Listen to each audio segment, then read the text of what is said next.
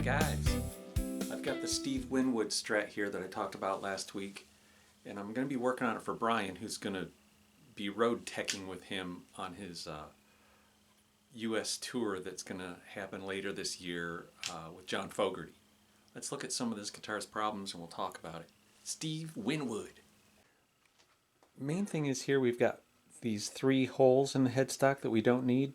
He doesn't use string trees, and this one I suspect was created by the previous Rode technician who installed these Spurzl tuners, because in my experience the Spurzls have a single post that goes into the wood in this area right here that keeps the tuner from swiveling, and I think he just accidentally drilled the hole all the way through the headstock.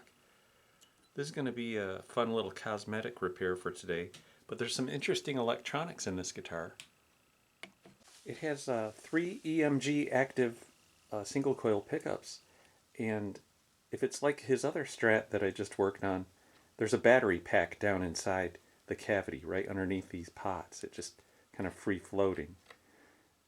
We'll take this all apart and have a look. We'll test out the battery, see if we can clean up the electronics, change the strings, do a full setup and service. You know what's crazy about Steve Winwood is he got his start when he joined the Spencer Davis group at 14 years old. Guys, I don't even know if the Beatles had come out by that point. But I'm going to check the setup. So far, everything looks pretty good. So, I mean, it surprised me that a lot of you guys might not be familiar with Steve Winwood and his music, but Gimme Some Lovin', he played the Hammond organ on that, and the Blues Brothers redid that song in the, like 1980, and it became a big hit again. But Gimme Some Lovin', and I'm a Man, which Chicago redid, probably in like 1972 or something. I'm a man, yes I am, and I can help it. So great stuff. And then he went on to play with Traffic. So in Traffic, he had a song called Dear Mr. Fantasy,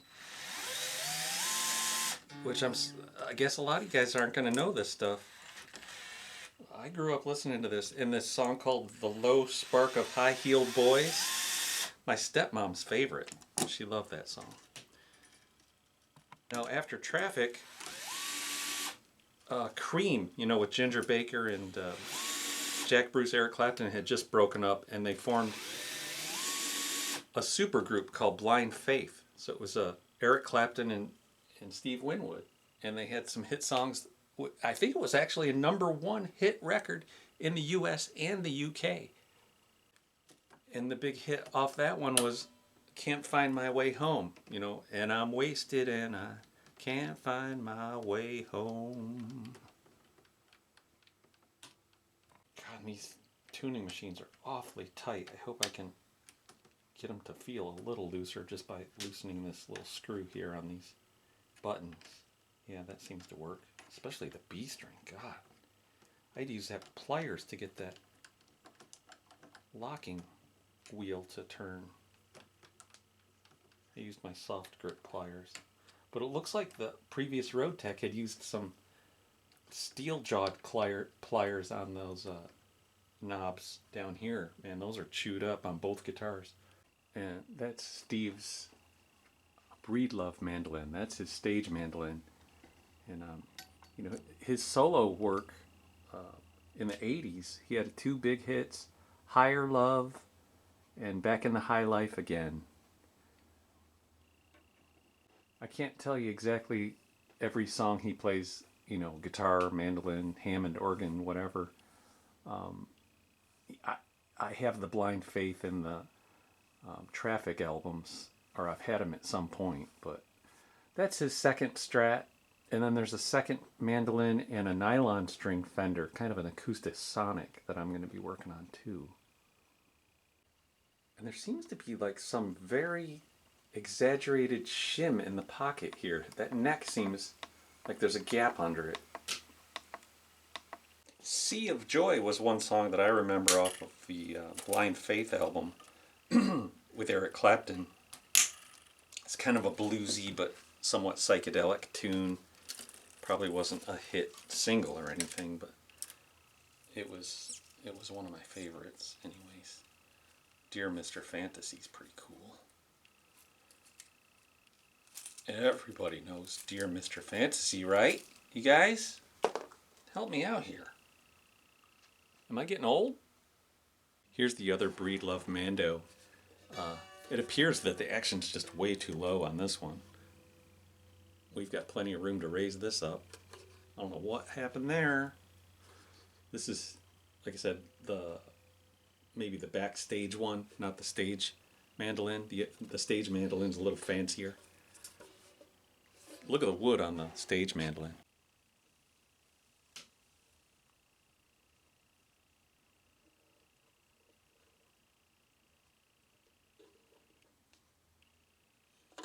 Nice design for a mandolin too. I love that.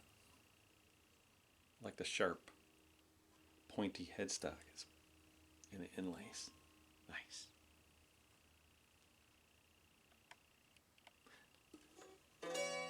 This one has pretty low action too. Probably too low. Well, let's start investigating this neck pocket. And we're going to open up the pick guard and look inside and look at that battery, test it out. We'll clean the pots. We'll work on the headstock.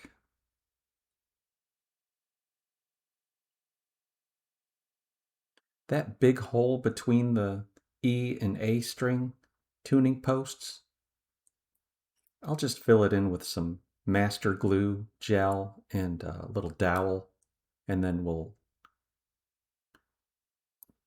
pack in a little bit of maple colored epoxy putty. Here's a look at the Spurzl tuning machines with that little post that you have to drill the hole for. He was way off. Yeah, that goes all the way through. Steve Winwood, it has a SW little sticker on the back of the headstock, but it has a completely different serial number on the front of the headstock. And we'll be taking a look at that neck pocket there too. But I'm just using a small file to clean that up, clean out the hole. And we'll pack in some filler.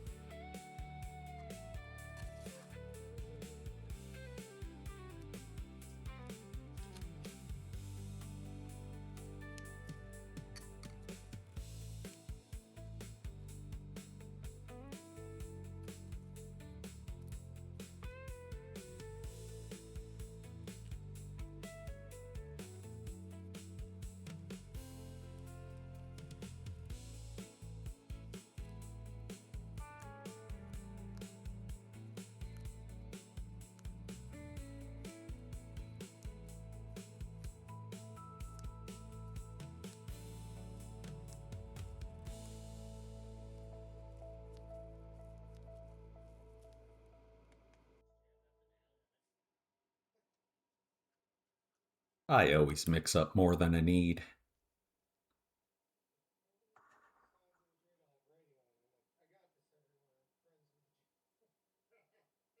And you can see the maple color is a little lighter than the old maple.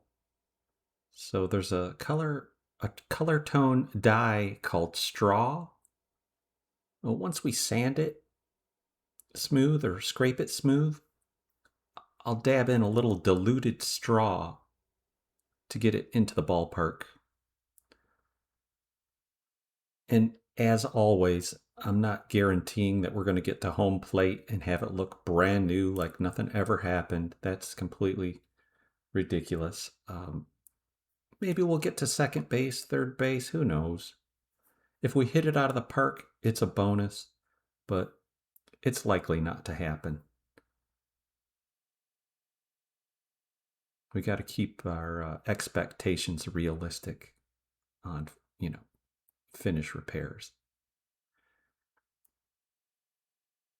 I use a little bit of simple green on the razor blade and on my glove to kind of pack things in and keep it from sticking and pulling it back out of the hole.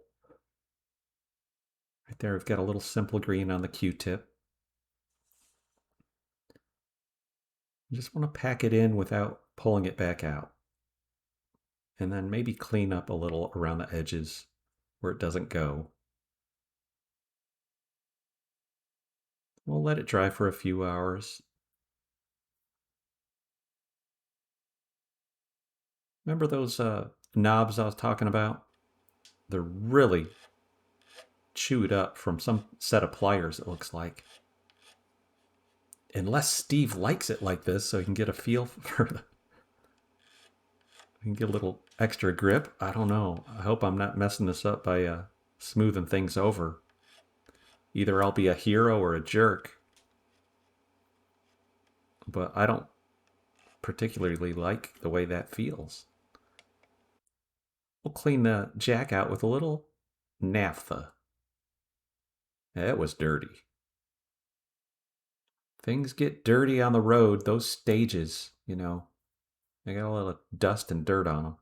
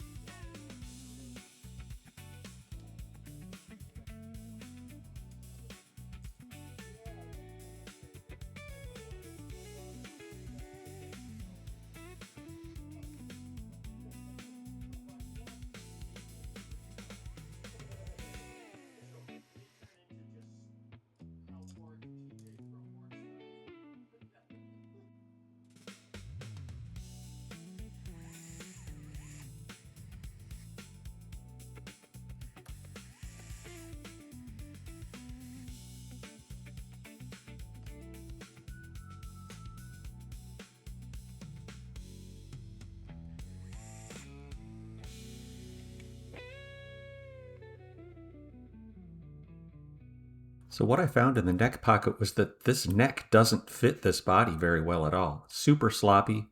The micro tilt adjustment screw had been removed and these paper shims have been put in.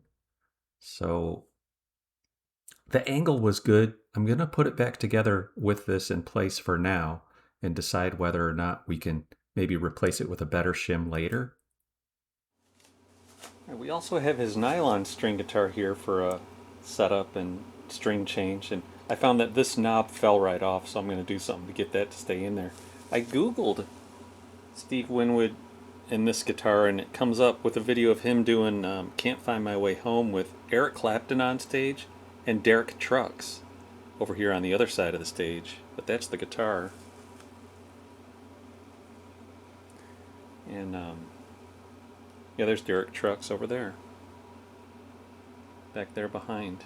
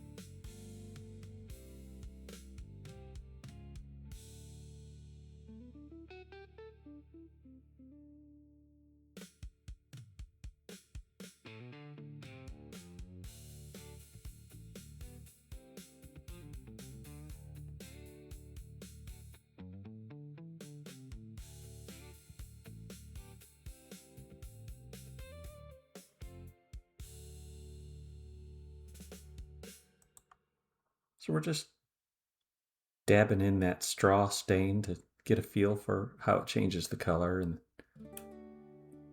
I'll just put in a few little grain lines with this marker. It's just like a, I don't know what it's called, Salem maple, I want to say. Those dots were a little big, so I'll scrape them back to make them look more like, little eyelash thin wisps of darker color. And then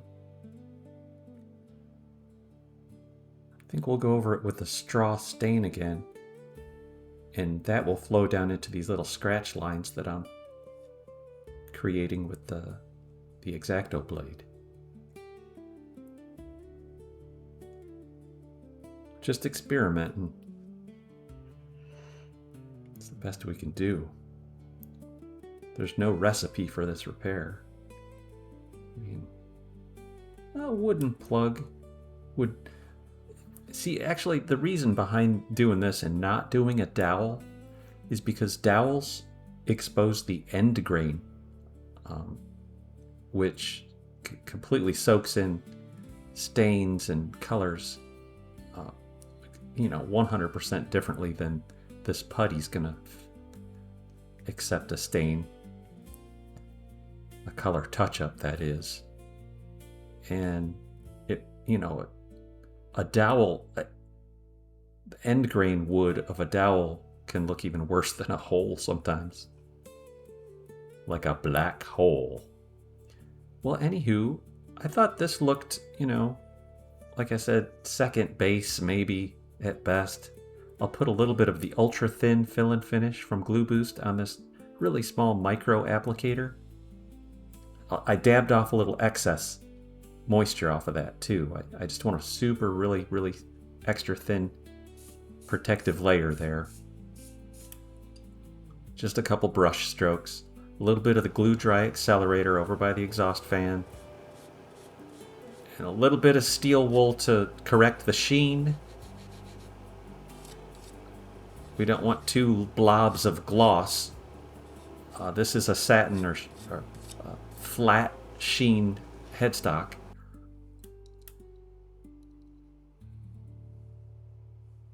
So the diameter of that little stabilizer post is about 100 thousandths. So I just want to go in with, a drill bit that has a depth stop on it and recreate that hole. Make sure it's deep enough for the tuning machine. Now, wouldn't it be funny if I went all the way through? Because I forgot to set the depth, didn't I? That would be hilarious. Yes, how about that? We'll just go halfway through. If you would have done that in the first place, I wouldn't be doing all this for you guys.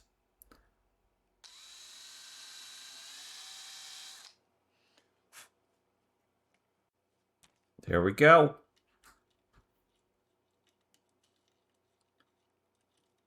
Now we can start reassembling. I'll warn you guys ahead of time, if you don't want to hear me sing Steve Winwood songs in a lower octave, don't stick around for the very end. I forgot to mention earlier also that all these songs we're talking about, these Steve Winwood songs, he's the lead singer. I mean, obviously, guys my age know all this, but you younger guys, Winwood is the lead vocalist in every band he's played in that I know of.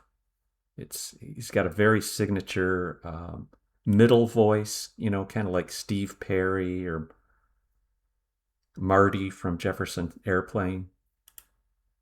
In that kind of voice, I've noticed that guys are capable of singing that way. As they get older, they can still sing that way into their, ripe old age, senior years. That video I was watching earlier, he still sounded exactly, very close to what he sounded like when he was 20. And the other thing about singing in that middle voice is that when you go and you transition from falsetto to a chest voice, it's almost seamless. Steve Perry from Journey's kind of my go-to example because that was kind of my favorite band around 1983. 1984, Don't Stop Believing, Neil Schon on guitar. Journey was a really good band. Greg Raleigh always gets forgotten about, and he's an excellent vocalist and organ player. He was in Santana. He sang Black Magic Woman.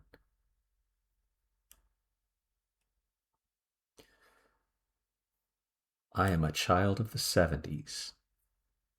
In particular, 1973 has got to be my favorite year for music.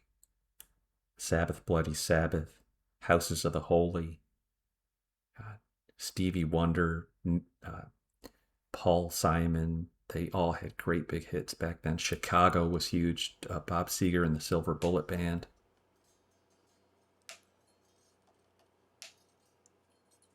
Live Bullet.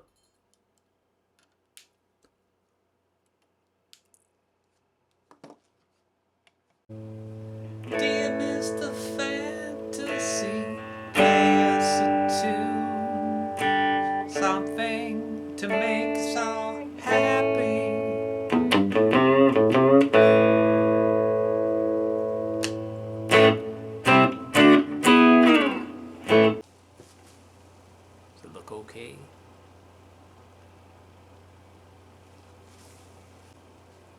No more Swiss cheese.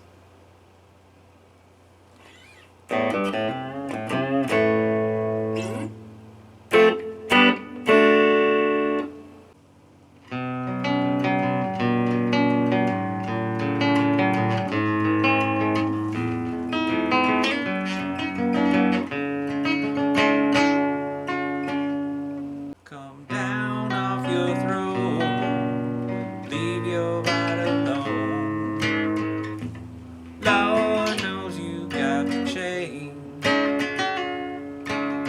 You are the reason I've been waiting so long.